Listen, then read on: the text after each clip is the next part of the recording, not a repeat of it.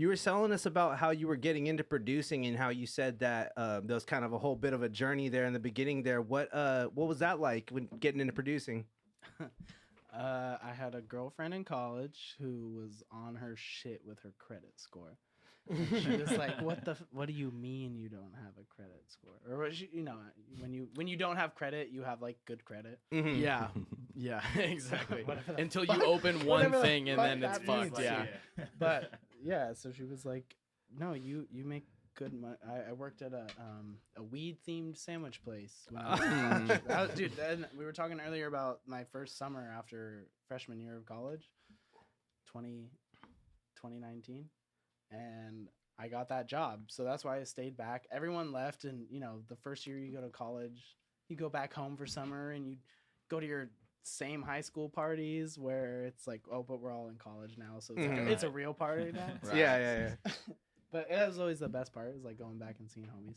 But yeah, I stayed back my first summer, and I was working this weed themed sandwich shop. It was like no weed was involved in the making of the sandwich, but Except for behind the but it's scenes. called the Oh, White right. Widow. Like it's called the Cali Kush or whatever. So like okay. Just the sandwiches had like strain names. no, literally, yeah. And They're like, bro, the 12 please, inch was the please, blunt. bro, it's a different strain, Yeah. bro. Bro, please try the fucking. I think the Kush was like the BLT that we had. And like the White Widow was like the chicken bacon ranch. Nice. But yeah, so Interesting. I made pretty good money there when I was like pretty young in college, and I went and got a credit card. And for some fucking reason, U.S. Bank approved me for $2,000 on a credit card when I was 19. That's foolish. You're fucking telling me. I went that day to Guitar Center and maxed it out. That's I as bought- you do. Yeah, I bought the Machine 2. There you go. I bought like the 2 8-inch rockets that I was telling you. I bought a Scarlet 2IB. I Yep. bought what the fuck else did I buy? I can't even remember. Like a little mini Mackay. Oh, like an Akai keyboard? Yeah, Akai, yeah.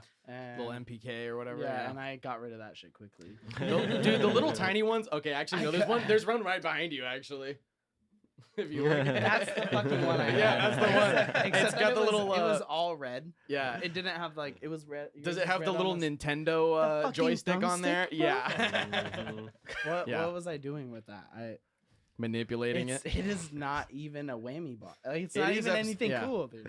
I It don't is know. episode Maybe I just 69, didn't so know. maybe we'll teach you how to manipulate the. I know you're getting a little bit of extra. This is the funny beam. because I saw a video today, real quick, that was like how to properly use an Allen wrench or a monkey wrench. Like, have you ever seen how they're supposed to be used? You're supposed to put it in your finger and like use your thumb to like. How many times have you taken a monkey wrench and like done this with it? Oh wait, because you're supposed to go like this with the fucking thing, right? You like put it in your fingers, and then if you just move your thumb like, Oh damn.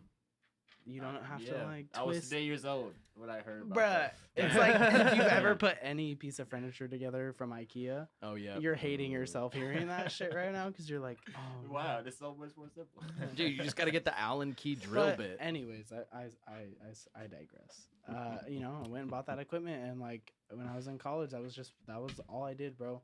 Like I met a couple people at that job that were really talented. Like one dude was a really good singer, the other dude had fucking bars, and he's gonna be a famous actor one day, 100%.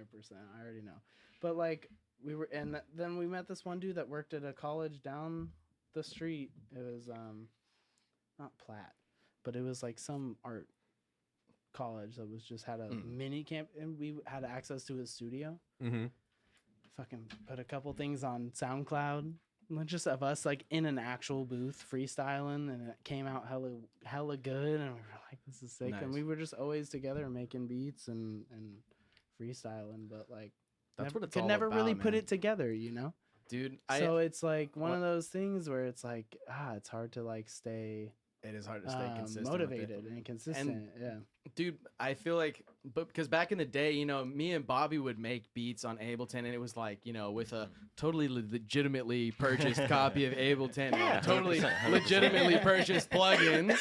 You can't prove nothing. And, Why would you do anything else? And and it was like we would plug into like a TV and like use the TV speaker with like a Goodwill subwoofer plugged into the TV, and No, that's But fire. sometimes those are the best. Those are times. the times because you're like, I have almost And no so, tools, dude, but look, you just get the maximum usage out of the minimal amount of equipment. When you Yeah. buy too much equipment, sometimes you're like, I could do this, I could do that, I could do like, And- it's too much. You know, I quickly overloaded. realized that wasn't like the point wasn't to monetize anything I was Yeah, doing. just for fun. It's for fun, and Right. it was like the truest outlet that I had ever experienced post drumline Right. and like Right. and band Yeah. and like, dude, putting something together with like what 75 people Right. on a whatever, like on a field or when we were not on a field, like that. Yeah.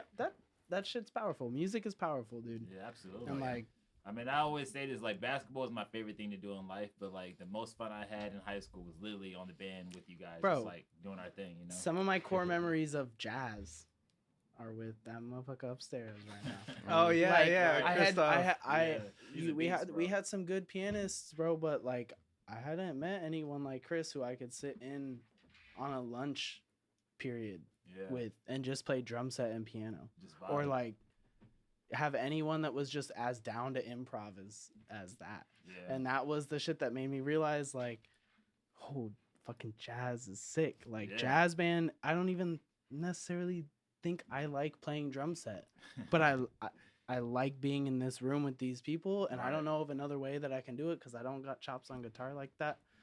But like, that was the shit, bro. That was what Hell made me yeah. realize like that music just has that crazy power, bro. That energy to Absolutely. like, Absolutely. it's a universal language. Yeah. It